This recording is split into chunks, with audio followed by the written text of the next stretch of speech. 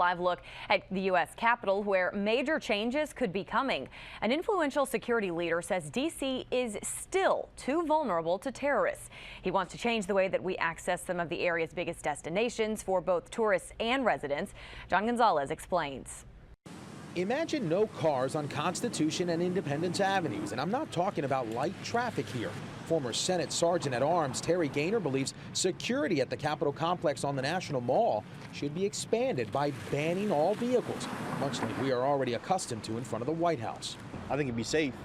I think it'd be, if you don't have traffic and people can walk and, like you said, car bombs, you don't have to worry about that. His idea to prevent a threat of terrorist attack or another sinister act comes in the form of a large pedestrian-only campus.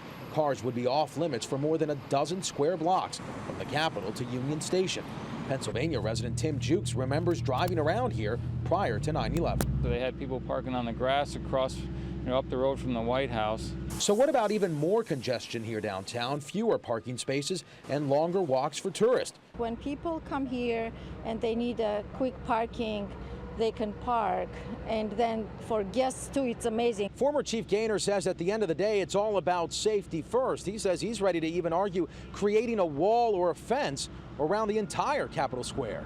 It was last October when Miriam Casey was shot in the back of the head by U.S. Capitol police officers after a high-speed chase from the White House to the Capitol.